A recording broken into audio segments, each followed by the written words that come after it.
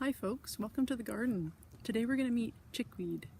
Chickweed is a common garden plant, and a lot of gardeners think of it as being a weed, but it's got really great medicinal properties too. So chickweed's Latin name is Stellaria media, and it's part of the Caryophyllaceae family.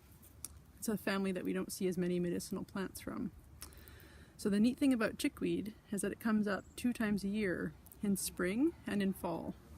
So it's spring here on the west coast of Canada, and we're starting to see a lot of chickweed showing up in the garden. And it tends to grow in places where there's a lot of nutrients in the soil, and it's a very nutritive plant itself. This is what you see all growing in front of me here. It's got tiny little white flowers, and the way that you can identify it and tell the difference between Stellaria media and other Stellaria species is that all along the stem is one little line of hairs.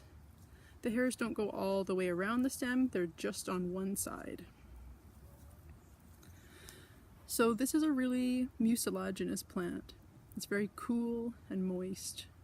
And that mucilage is often applied to the skin, topically, and it's also applied internally, particularly to the GI tract.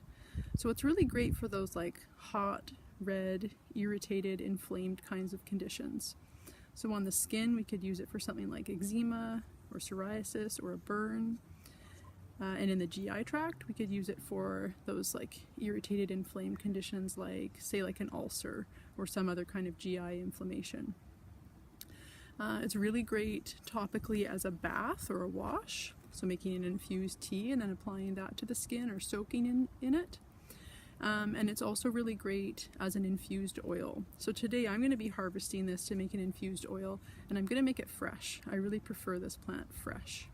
Making fresh oil is a little tricky because the plant has moisture in it, so when I infuse it in the jar, I'm going to make sure that there's some airflow so that some of that water off the top can evaporate, and I might even have to pour a little bit off afterwards.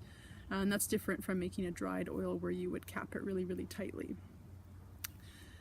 So yeah, as an oil you could use it topically, or you could make a salve or a cream out of it. That'd be really lovely for the skin. And then when using it internally, you can do a fresh tea, or you can actually tincture it fresh as well, and it makes quite a nice tincture. Yeah, so in my garden I'm quite happy to have chickweed spring up, and I don't find it gets in my way at all. It's taking over this bed right now, sharing the bed with a vervain plant, but by the time the vervain plant's really ready to come into its green time of year, the chickweed will start to head back into its dormant phase, and it'll spring up again in the fall. So it seems to be on either side, and same thing with vegetables. It's often in my vegetable gardens, and I welcome it in those shoulder seasons, and then I find it doesn't get in the way of my other plants. So next time you see chickweed in your garden, say hello to it, get to know it. Use it as a medicine. It's not just a weed.